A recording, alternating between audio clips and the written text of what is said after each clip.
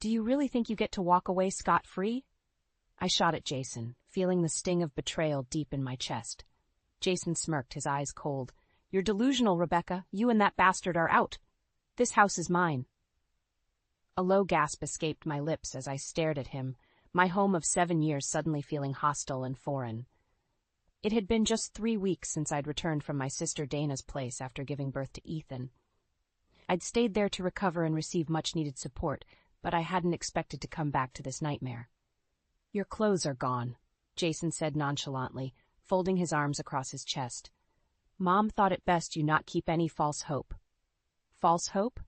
I echoed, incredulous. Jason's mother, Diane, stepped forward, her face stern.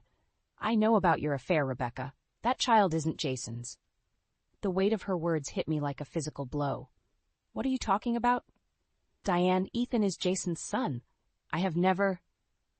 Spare me the lies. Diane's voice cracked with anger. I saw the pictures, the emails. I may have believed you once, but not anymore. Flashes of my life with Jason crossed my mind.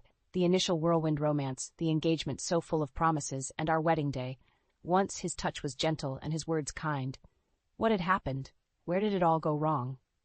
Think it through, Jason interrupted my thoughts, voice dripping with sarcasm. Doesn't take a genius to figure out why you suddenly got pregnant after all those years. I felt my knees threatening to buckle. We struggled for years, Jason, the treatments, the hopes and disappointments, and now you're saying... He cut me off, looking disinterested. Yeah, and guess what? I gave up hope a long time ago. Inside, a fire began to burn. So that's it? You just stopped caring, and now you want to throw me and your own son out based on lies? You're in denial, Rebecca, Jason said dismissively. It's over. Cold disbelief gave way to clarity. This wasn't random. It had been brewing. Jason's sudden withdrawal and indifference when I announced I was pregnant. Him barely being home, always on business trips. The harsh, stinging accusations I had brushed aside because I loved him and believed in us. Diane's eyes bore into mine, searching for truth or perhaps a crack in my resolve. I met her gaze evenly. You believe those fabricated stories? Check your sources, Diane. I never cheated. I loved your son, and you know it. She hesitated. I could see uncertainty flicker in her eyes, but Jason's words had woven their poison well. Turning my focus back to him, I said, You've been distant, disrespectful. Is this really about me, or is it you who's hiding something? Jason's face darkened, but he remained silent. I knew then that I needed to call Dana. She'd been my rock, my reality check. Her voice on the other end came calmly, Rebecca, come back here. You and Ethan need safety and clarity. Nodding, I gathered what dignity I had left. Fine, I'll leave. But this isn't over, Jason. He laughed mockingly. Oh, it very much is. As I walked out with Ethan in my arms, a sense of steely determination took over. Jason might think he won this round, but I had just begun my fight. No way would I let lies and betrayal steal what was rightfully mine. With my sister's support and love, I knew I'd find the strength to challenge Jason's deception and protect my son. I settled into Dana's guest room, feeling the dull ache of betrayal. Ethan slept soundly in his crib while I stared at the ceiling, replaying Jason's cruel words. The next morning, Dana found me in the kitchen, a cup of coffee cradled in my hands. How did you sleep? She asked softly, placing a hand on my shoulder. Not well, I admitted, my voice breaking slightly. I can't believe this is happening. We'll get through this, Dana assured me. You're not alone. Her words were a balm to my raw nerves. She began cooking breakfast while I took a deep breath, ready to recount the agonizing events that led me here. You know, things weren't always this bad, I started, staring at the steam rising from my coffee. Jason's parents were like family to me, especially during the fertility treatments. Diane and Robert were so supportive.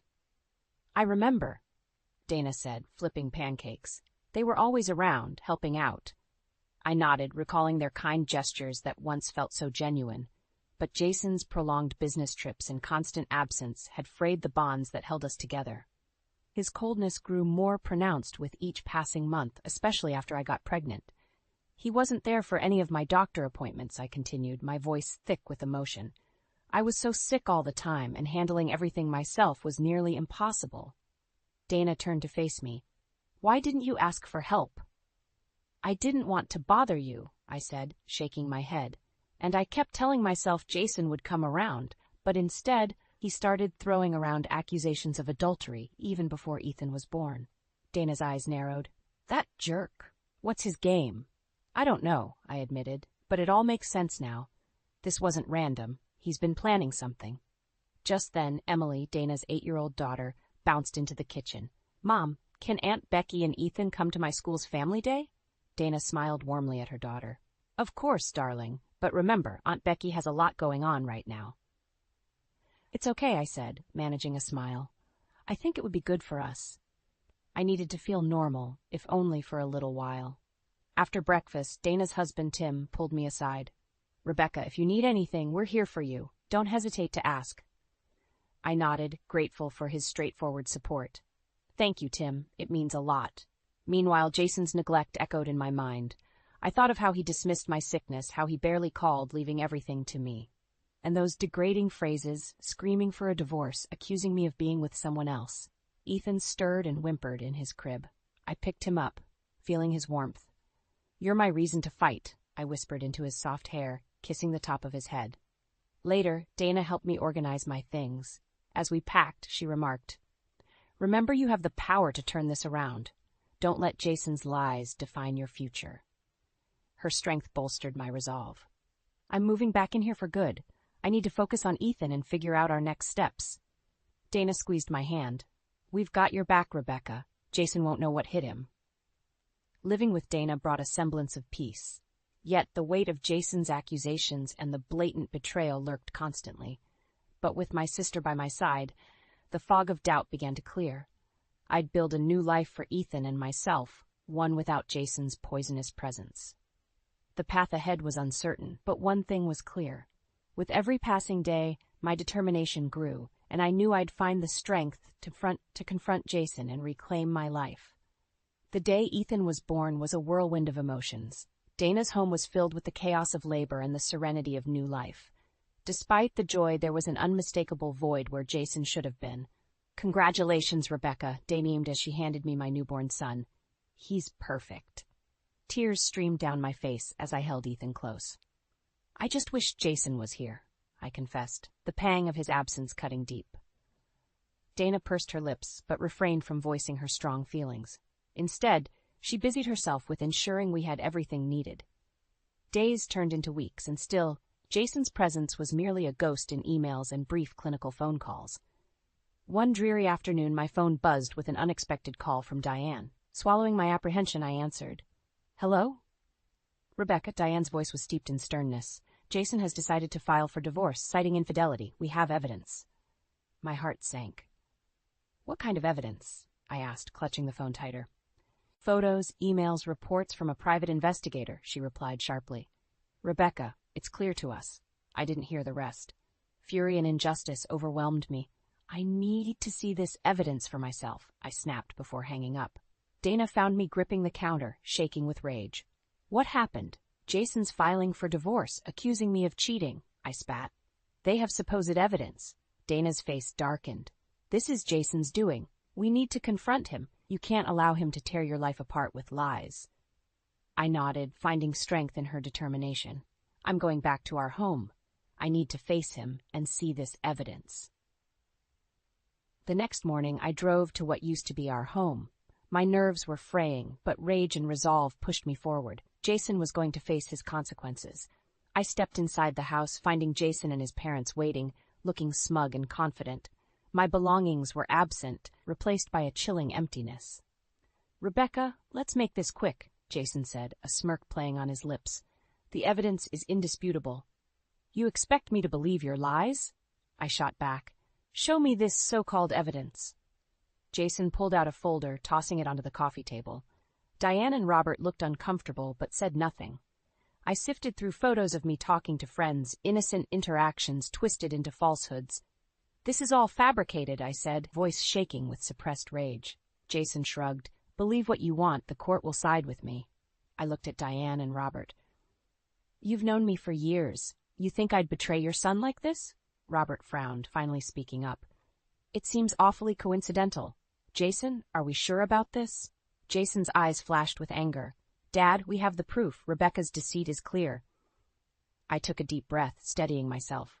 I didn't cheat, and I won't let you ruin my life based on lies. If we're going to court, I'm ready to fight. Jason's smirk faltered, but he quickly regained composure. You're delusional if you think you can win. The room felt charged with tension as I faced them, unyielding. I had my son to protect and a truth to defend. Jason's betrayals wouldn't break me. Dragging my eyes to Diane and Robert, I said, think about the kind of person standing next to you. This isn't about me. It's about what Jason's hiding from you all. The expressions on their faces wavered, uncertainty creeping in. I saw a flicker of doubt in Diane's eyes, and it fueled my determination. Believe me or not, I challenged, the truth will come out. And Jason, you'll regret this. Without waiting for a response, I turned on my heel, walking out the front door and slamming it behind me. The battle lines were drawn, and I was ready for war. Determination propelled me forward. I knew I couldn't let Jason get away with this. The next few days were a blur of legal consultations and gathering evidence. My lawyer, Mr. Turner, reassured me, we're going to fight this, Rebecca. Jason's accusations won't hold up in court if they are false. Armed with my newfound strength, I returned to my former home. I wasn't going to let Jason's deceit break me. Stepping inside, I found Jason, Diane, and Robert waiting for me. Here she is, Jason sneered. Come to admit your lies. Ignoring his taunt, I addressed Diane and Robert. I have something to say. It's time for the truth to come out. Jason's eyes narrowed. What are you talking about? Taking a deep breath, I began. Jason's the one who's been unfaithful, not me. He's been cheating on me during his business trips. Preposterous! Jason shouted, but I noticed a flicker of fear in his eyes. Diane, Robert, I continued. I hired an investigator of my own. Here's the evidence. I pulled out photos, emails, and proof of Jason's affair with a colleague.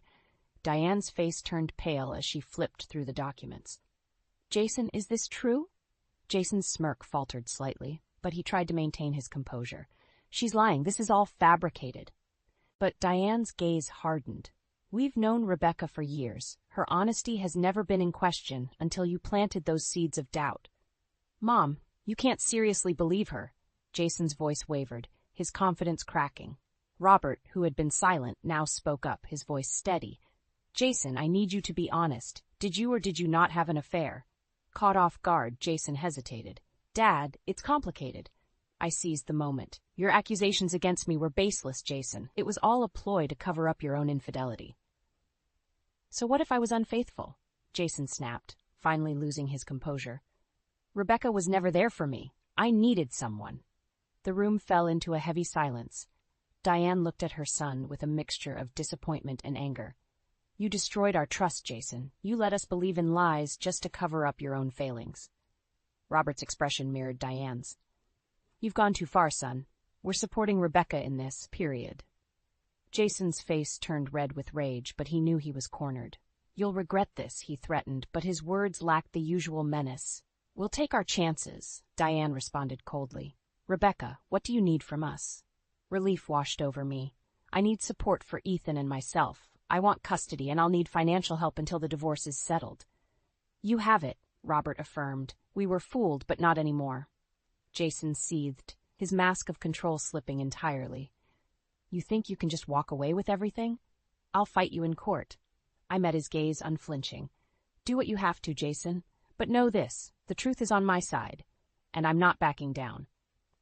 Turning to Diane and Robert, I added, Thank you. I never wanted it to come to this, but I'll make sure Ethan grows up in a loving, honest environment. As I walked out, the weight on my shoulders felt lighter. This battle wasn't over, but I wasn't alone anymore. With Diane and Robert's support, I was ready to face whatever came next. Jason had underestimated the strength of truth and family, and that would be his undoing. The living room was thick with tension. Silence hung heavy as Jason's facade crumbled. Diane and Robert's presence gave me courage. I was ready to reveal Jason's true colors. Jason, Diane's voice trembled with anger. You've lied to us all. And for what? To cover your own sins? Jason scoffed, but the cockiness in his demeanor had faded. You don't understand. I had my reasons. Your reasons, I interjected, unable to hold back. Like what, Jason? Justify betraying your family and me? His eyes flashed with irritation. You were obsessed with having a baby. You barely noticed I was drowning. I needed someone, and Amanda understood me. Diane gasped. Amanda? The colleague you traveled with? Jason looked away, his silence confirming her fears. Anger surged through me. So all this time, it was Amanda, and now she's pregnant, isn't she? Jason's jaw clenched. Yes, she is. We're starting a new life, Rebecca. Move on. Diane stepped between us, tears in her eyes. Move on, after the devastation you've caused? You're despicable, Jason. Robert's voice turned steely. This stops now. We're cutting you off financially, and you will support Rebecca and Ethan. You'll hear from my lawyer about the details. Jason's composure snapped. What? You can't just abandon me. I'm your son. You abandoned us first, Robert replied bitterly, and you betrayed the woman who stood by you. Jason's face twisted with rage. This isn't over. I'll fight for everything. You think you can take my life away so easily? I'm not taking your life, Jason, I said, my voice steady. I'm reclaiming mine. Ethan deserves a father who isn't a liar. This is for him. Diane, her tears drying into a hardened resolve, nodded. We'll testify against you if needed. Rebecca deserves justice. Jason looked at his parents, the reality of his situation sinking in. You're making a mistake. You'll regret this. No, Jason, Diane answered firmly. Our mistake was believing your lies and turning against Rebecca. That ends now. I stepped closer to Jason, feeling a fire of resilience within me. You underestimated me. I've endured your neglect and betrayal for far too long. It's time to take control. Anger flickered in his eyes. Do your worst, he spat, storming out of the house. As the door slammed shut, I turned to Diane and Robert.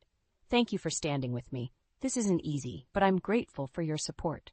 Diane embraced me tightly. Rebecca, we were deceived too.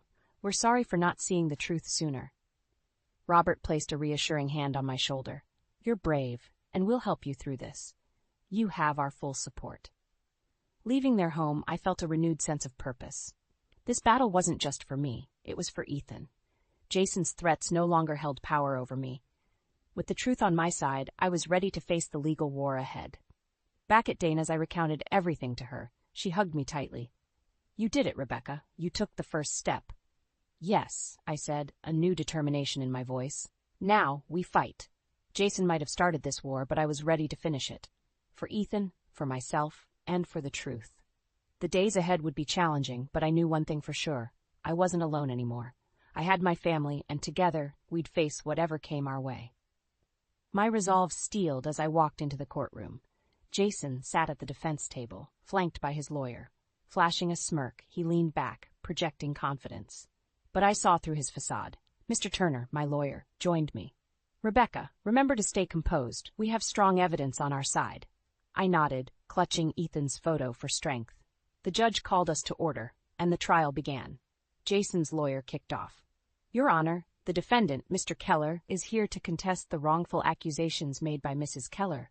We have evidence of her infidelity and negligence as a mother. My anger simmered. Lies. All lies. Mr. Turner countered smoothly, presenting our side. Your Honor, we have ample evidence proving Mr. Keller's infidelity and deceit.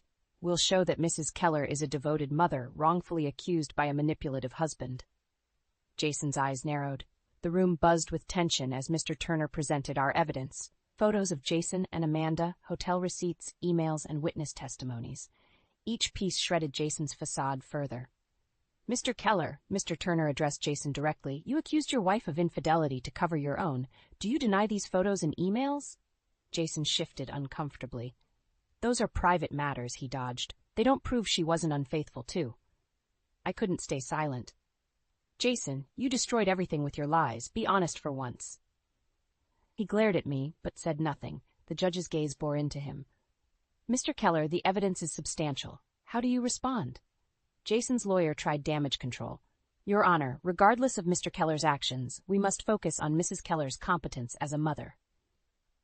Before I could react, Mr. Turner played our trump card. Your Honor, we'd like to call Diane Keller to the stand. Diane took the stand, eyes firm but pained. She began, we believed Rebecca was unfaithful because of Jason's manipulation. We were wrong. She's been nothing but a dedicated mother and wife.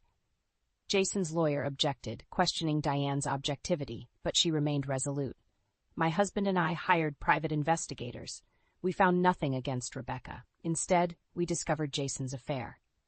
The courtroom buzzed with murmurs. Jason's facade crumbled further. The judge leaned forward. Mrs. Keller, are you supporting your son's claims? Diane's voice was steady. No, Your Honor. Rebecca is a victim here. We were deceived by Jason. Jason's expression turned desperate. Mom, you can't. Robert stood up from the audience. Enough, Jason. You've done enough damage. It's time to face the consequences. Tears welled up, but I held them back. I had to stay strong for Ethan. The judge looked at Jason one last time. Mr. Keller, you've been found to have misled this court and your family. Custody of Ethan will be granted to Mrs. Keller. You will provide child support and alimony as per the legal stipulations. Jason's defiance deflated. He muttered, This isn't over. It is, I said, standing tall, for Ethan's sake. The judge's final decisions marked the end of the legal battle, but the beginning of a new chapter. Jason had to face the consequences of his betrayal, while I had to rebuild our lives. Leaving the courthouse, Diane and Robert approached me. Rebecca, Diane began, tears in her eyes, we're truly sorry for everything. I smiled, a mix of relief and gratitude. What matters now is building a stable future for Ethan. Dana and Tim were waiting outside, relief etched on their faces. You did it!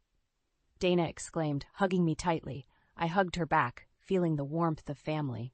We did it. As we walked away, I glanced back at Jason, defeated and alone. It was poetic justice. He underestimated the strength of truth and family, and it was his downfall. Our fight was far from over, but for the first time in a long time I felt hope. We were moving forward, and I was ready for whatever came next, knowing I had the love and support to face any challenge. Weeks passed, and the legal proceedings were finally over. I had full custody of Ethan, along with child support and alimony secured. It felt like a victory, but the real triumph lay in our future. We needed to move on. One morning, I met with a realtor to sell the house. Walking through the empty rooms, I felt a mix of sadness and relief. This place held memories, both good and bad, but it was time to let go. Dana joined me later, helping pack the last of my things. Ready for a fresh start? She asked, her smile warm and reassuring. More than ready, I replied, feeling lighter. I've already found a new place near your place. It's small but cozy. That's perfect, Dana said, carrying a box to the car. We'll be neighbors again. Emily is ecstatic. As we loaded the last of the boxes, Jason appeared at the driveway. My heart raced, but I stood firm, protecting Ethan, who was cradled in my arms. Rebecca, we need to talk, Jason started, his voice lacking its usual arrogance. There's nothing to talk about, I replied coolly. Everything's been settled. He shoved his hands into his pockets, looking defeated. Please, Rebecca, just hear me out. I need another chance. I stared at him, anger bubbling just beneath the surface. Another chance? After everything you put us through? You think you deserve that? Jason sighed, glancing away. I messed up. I was wrong, and I lost everything. Amanda left when she realized I couldn't support her. I have nothing now.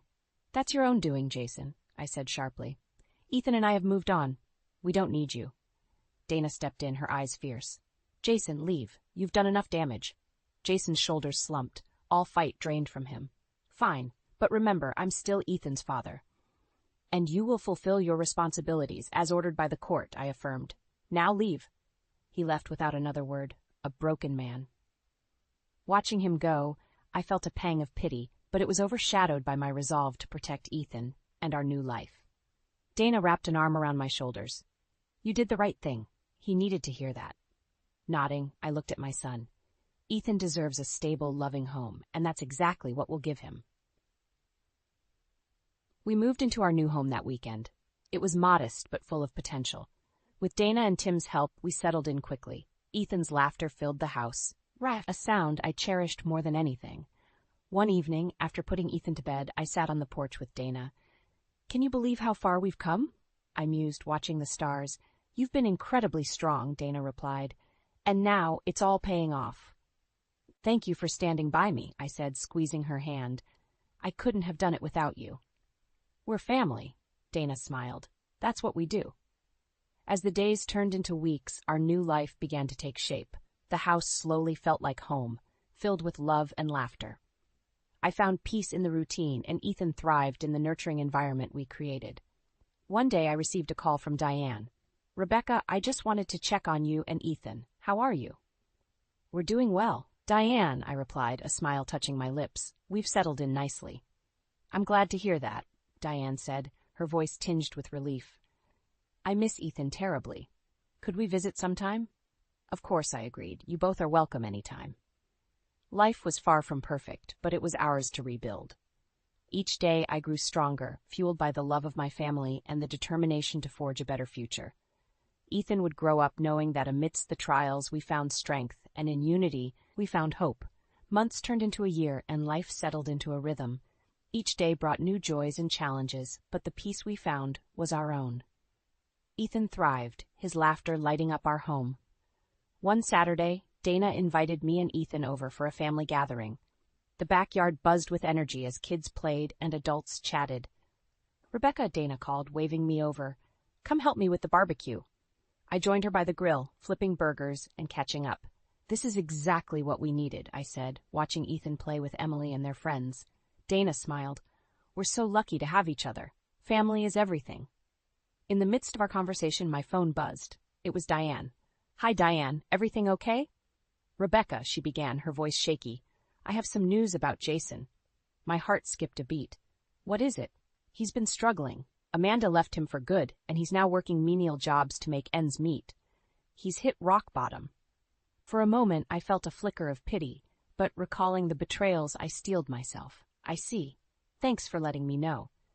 "Despite everything, he's still Ethan's father," Diane added gently. "I hope he can eventually find a way to be a better man." "I hope so too," I replied, glancing at Ethan, who deserved better. "But my priority is Ethan's well-being." Later that day, after the gathering, Dana and I sat on the porch reflecting. "Can you believe how far we've come?" she marveled. "You're stronger than ever." "I had to be," I said, placing a hand on Ethan's head as he dozed off in my lap, for him and for myself. The next few months saw more stability and growth. My bond with Ethan deepened, and we flourished in our supportive community. Then, one rainy afternoon, Jason appeared at my door.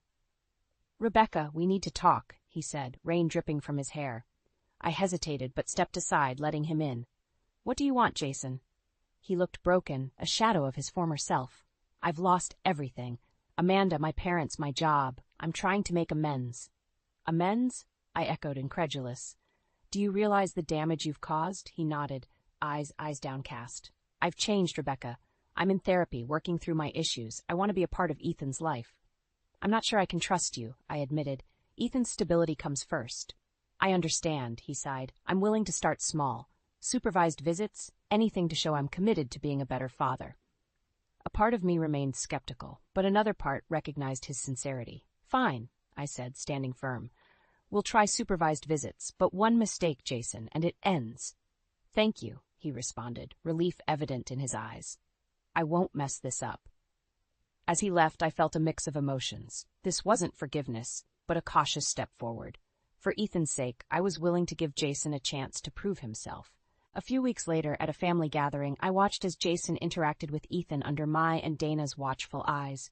Slowly, trust began to rebuild, not for Jason as my partner, but for him as Ethan's father. Diane called that evening, relief in her voice.